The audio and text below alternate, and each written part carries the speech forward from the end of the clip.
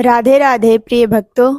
क्या आपने कभी सोचा है कि भगवान विष्णु को प्रसन्न करने के लिए बहुत बड़ा यज्ञ, बहुत अधिक धन या कोई कठिन साधना ही जरूरी है? पद्म पुराण में कामिका एकादशी के महात्म्य का वर्णन करते हुए बताया गया है कि इस पवित्र दिन पर सच्ची श्रद्धा से भगवान श्री हरि की पूजा की जाती है। तुलसी अर्पण और व्रत करने का विशेष महत्व है। कहा जाता है कि भगवान विष्णु को सोने, चांदी और बहुमूल्य रत्नों से अधिक प्रिय भक्ति और तुलसी का एक पत्र है। लेकिन आखिर कामिका एकादशी क्या है? इसे क्यों मनाया जाता है? इस दिन भगवान विष्णु की पूजा कैसे करनी चाहिए? व्रत रखने के क्या नियम हैं? इससे क्या फल मिलता है? और पद्म पुराण में इस एकादशी का इतना बड़ा महत्व क्यों बताया गया है? आज की कथा में हम इन सभी बातों को विस्तार से जानेंगे, तो कथा को अंत तक जरूर सुनिए, क्योंकि अंत में हम जानेंगे कि कामिका एकादशी के दिन तुलसी और दीपक का इतना विशेष महत्व क्यों बताया गया है। सबसे पहले प्रेम से बोलिए ओम नमो भगवते वासुदेवाय। जय श्री हरि विष्णु भगवान। हिंदू पंचांग के अनुसार प्रत्येक महीने में 2 एकादशी आती है, एक शुक्ल पक्ष में और दूसरी कृष्ण पक्ष में। श्रावण मास के कृष्ण पक्ष की एकादशी को कामिका एकादशी कहा जाता है। यह एकादशी भगवान श्री हरि विष्णु को समर्पित मानी जाती है। पद्म पुराण में कामिका एकादशी महात्म्य में युधिष्ठिर भगवान श्री कृष्ण से प्रश्न करते हैं, हे प्रभु, श्रावण मास के कृष्ण पक्ष में कौन सी एकादशी आती है? उसका क्या नाम है? उसका क्या विधान है और उसका क्या फल है? तब भगवान श्री कृष्ण उन्हें कामिका एकादशी का महत्व बताते हैं। यह कथा मूल रूप से भगवान ब्रह्मा द्वारा देवर्षि नारद को बताए गए संवाद से जुड़ी है। एक समय की बात है, देवर्षि नारद जी भगवान ब्रह्मा के पास पहुँचे। नारद जी ने भगवान ब्रह्मा को प्रणाम किया और बोले, हे पितामह, आप संपूर्ण जगत के ज्ञानदाता हैं, आपसे कुछ भी छिपा नहीं है। कृपा करके मुझे उस एकादशी के विषय में बताइए जो श्रावण मास के कृष्ण पक्ष में आती है। नारद जी ने आगे पूछा, उस एकादशी का नाम क्या है? उस दिन किस भगवान की पूजा करनी चाहिए? व्रत किस प्रकार रखना चाहिए? और इस व्रत को करने से मनुष्य को कौन कौन सा पुण्य प्राप्त होता है?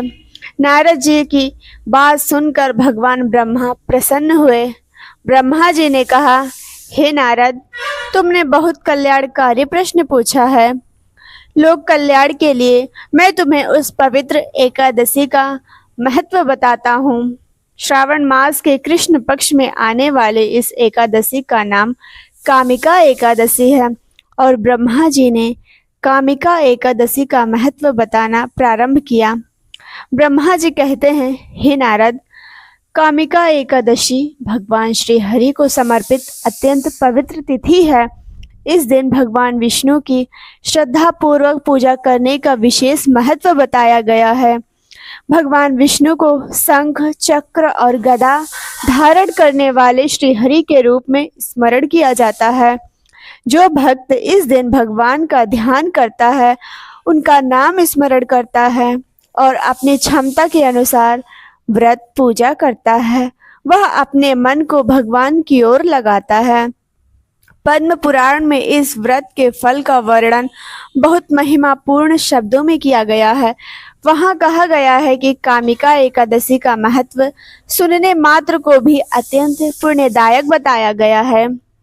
और सबसे महत्वपूर्ण प्रश्न, आखिर कामिका एकादशी मनाने का उद्देश्य क्या है? कामिका एकादशी केवल भोजन न करने का दिन नहीं है। इसका मूल भाव है संयम, भक्ति, आत्मचिंतन और भगवान श्री हरि का स्मरण। एकादशी के दिन व्यक्ति अपनी इंद्रियों पर नियंत्रण करने का प्रयास करता है। मन को संसार की भाग दौड़ से थोड़ा हटाकर भगवान के चरणों में लगाता है। इसलिए इस व्रत का आध्यात्मिक उद्देश्य केवल भूखा रहना नहीं, बल्कि अपने भीतर के विकारों को कम करना भी माना जाता है। क्रोध कम करना, झूठ से बचना, दूसरों की निंदा न करना, किसी को कष्ट न देना और भगवान का नाम स्मरण करना, यही इस कथा की सुंदर भावना है। कामिका एकादशी में तुलसी का विशेष महत्व बताया गया है। भगवान विष्णु की पूजा में तुलसी दल अर्पित किया जाता है। पद्म पुराण में वर्णित महत्व के अनुसार भगवान विष्णु को तुलसी अत्यंत प्रिय मानी गई है और तुलसी अर्पित करने को बहुत पुण्यदायक बताया गया है। इसका भाव बहुत सुंदर है। मान लीजिए किसी भक्त के पास धन नहीं है, वह सोना नहीं चढ़ा सकता, चांदी नहीं चढ़ा सकता, बड़े बड़े रत्न नहीं चढ़ा सकता, लेकिन उसके पास भगवान के प्रति सच्ची श्रद्धा है। वह प्रेम से तुलसी का एक पत्र भगवान को अर्पित करता है, तो भगवान के लिए उस भक्ति का मूल्य बहुत बड़ा माना गया है।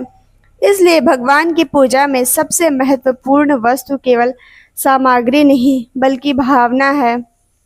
कामिका एकादशी के दिन भगवान विष्णु के सामने दीपक जलाने का भी विशेष महत्व बताया गया है।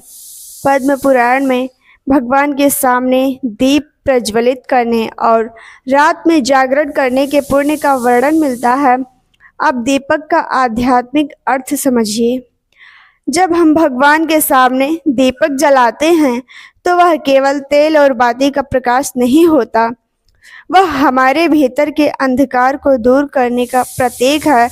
हम भगवान से कहते हैं, हे प्रभु, मेरे जीवन से अज्ञान का अंधकार दूर कीजिए, मेरे मन में सद्बुद्धि का प्रकाश भर दीजिए, मेरे भीतर भक्ति का दीपक हमेशा जलता रहे। इसलिए कामिका एकादशी पर भगवान विष्णु के सामने श्रद्धापूर्वक दीपक जलाना अत्यंत सुंदर धार्मिक परंपरा है। अब जानते हैं कि सामान्य रूप से कामिका एकादशी का व्रत किस प्रकार किया जाता है। व्रत रखने वाले व्यक्ति को अपनी क्षमता और स्वास्थ्य के अनुसार व्रत रखना चाहिए। एकादशी के दिन प्रातः जल्दी उठकर स्नान करें, स्वच्छ वस्त्र धारण करें, फिर भगवान विष्णु का स्मरण करें, घर के पूजा स्थान को साफ करें, भगवान विष्णु की प्रतिमा या चित्र के सामने दीपक जलाएं, भगवान को पुष्प अर्पित करें, तुलसी दल अर्पित करें, धूप और दीप करें, फल या अन्य सात्विक नैवेद्य अपनी परंपरा के अनुसार अर्पित करें। फिर भगवान विष्णु का नाम जप करें। आप ओम नमो भगवते वासुदेवाय का जाप कर सकते हैं। इसके साथ भगवान विष्णु की कथा, विष्णु सहस्त्र नाम या अपनी श्रद्धा के अनुसार भजन कीर्तन कर सकते हैं। यह बात विशेष रूप से समझना जरूरी है। हर व्यक्ति के लिए निर्जला व्रत करना आवश्यक नहीं माना जाता। व्रत अपनी क्षमता, स्वास्थ्य और पारिवारिक धार्मिक परंपरा के अनुसार रखना चाहिए। यदि कोई व्यक्ति निर्जला व्रत नहीं कर सकता तो अपनी परंपरा के अनुसार फलाहार या अन्य सात्विक तरीके से व्रत रख सकता है। विशेषकर बच्चों, बूढ़ों या जिन लोगों को स्वास्थ्य संबंधी समस्या हो, उन्हें कठिन उपवास करने के बजाय अपने परिवार के बड़े या योग्य चिकित्सक की सलाह को प्राथमिकता देनी चाहिए, क्योंकि भगवान भक्ति देखते हैं, केवल शरीर को कष्ट देना ही भक्ति नहीं है। कामिका एकादशी में रात्रि जागरण का भी उल्लेख मिलता है।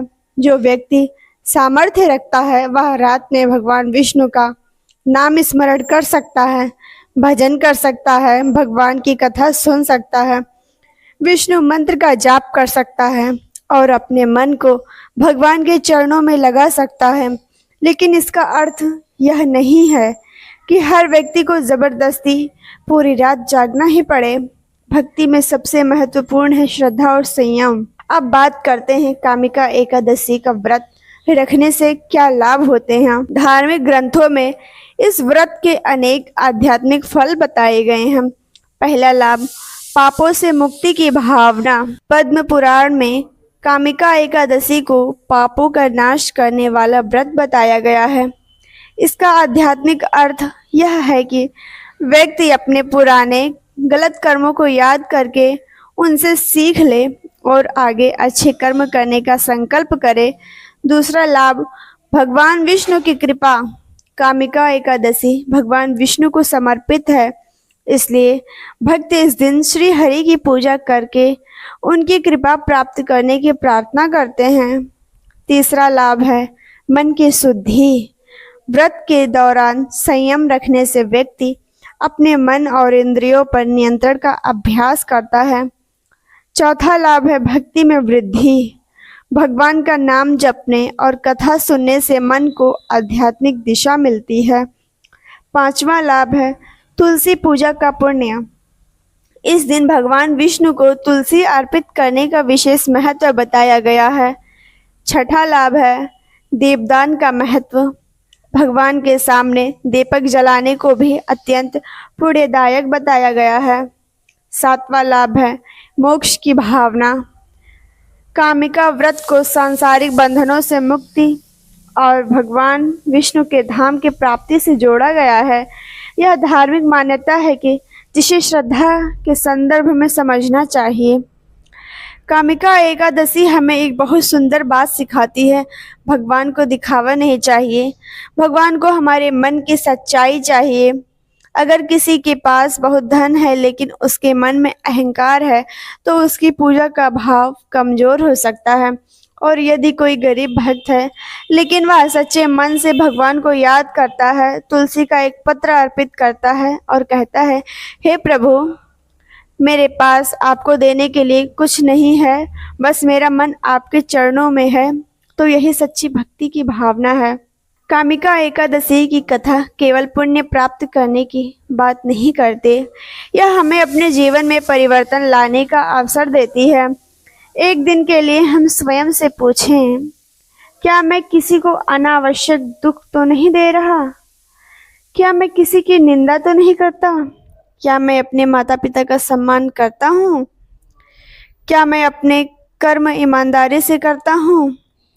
क्या मैं भगवान को केवल परेशानी में याद करता हूँ या सुख में भी? अगर एकादशी के दिन हम इन प्रश्नों पर विचार करें तो अपने जीवन में एक छोटा सा अच्छा परिवर्तन लाएं, तो यही व्रत की सुंदरता है। अब कल्पना कीजिए, श्रावण का महीना है, चारों ओर भक्ति का वातावरण है। कहीं मंदिर में भगवान विष्णु के नाम का कीर्तन हो रहा है, कहीं कोई भक्त अपने घर में दीपक जला रहा है, कहीं कोई भगवान के चरणों में तुलसी अर्पित कर रहा है और कोई भक्त हाथ जोड़कर कह रहा है, हे श्रीहरि, मुझसे जाने अनजाने में जो भी गलतियां हुई हैं, मुझे सद्बुद्धि दीजिए और उन्हें क्षमा कीजिए। मेरे मन से अहंकार दूर कीजिए, मेरे भीतर प्रेम भरिए, मेरे परिवार पर अपनी कृपा बनाए रखिए और मुझे हमेशा सत्य और धर्म के मार्ग पर चलने की शक्ति दीजिए। यही कामिका एकादशी का सुंदर भाव है। भगवान से केवल धन मांगने के बजाय सद्बुद्धि मांगिए, सही मार्ग पर चलने की शक्ति मांगिए, भगवान की भक्ति मांगिए, क्योंकि जब मनुष्य का मन भगवान की भक्ति में लग जाता है तब जीवन को देखने का दृष्टिकोण ही बदलने लगता है। तो आइए अंत में एक बार पूरा विधान याद कर लेते हैं। सुबह स्नान करें, विष्णु भगवान का स्मरण करें, व्रत का संकल्प लें, भगवान विष्णु की पूजा करें, तुलसी दल अर्पित करें, धूप और दीप करें, भगवान के मंत्र का जाप करें, कथा सुनें या पढ़ें, अपनी क्षमता के अनुसार व्रत रखें, झूठ, क्रोध, निंदा और बुरे कर्मों से बचने का प्रयास करें, रात्रि में भगवान का स्मरण करें और अगले दिन अपनी परंपरा के अनुसार उचित समय पर पारण करें। हे श्री हरि विष्णु भगवान, जो भक्त इस कथा को श्रद्धा से सुन रहे हैं, जो कामिका एकादशी का व्रत कर रहे हैं, जो किसी कारण से व्रत नहीं कर पा रहे हैं लेकिन मन से आपको याद कर रहे हैं, उन सभी पर अपनी कृपा बनाए रखिए, उनके जीवन में सद्बुद्धि दीजिए, उनके परिवार में सुख शांति बनाए रखिए, उनके मन से भय और नकारात्मकता दूर कीजिए और उन्हें धर्म, सत्य और भक्ति के मार्ग पर चलने की शक्ति प्रदान कीजिए। हे प्रभु, हमारे मन में अहंकार न आने दें, हमारे मुख से किसी के लिए बुरे शब्द ना निकले, हमारे हाथों से किसी का अहित ना हो और हमारा जीवन आपके भक्ति और अच्छे कर्मों में बीते। ओम नमो भगवते वासुदेवाय। ओम नमो नारायणाय। बोलिए श्री हरि विष्णु भगवान की जय।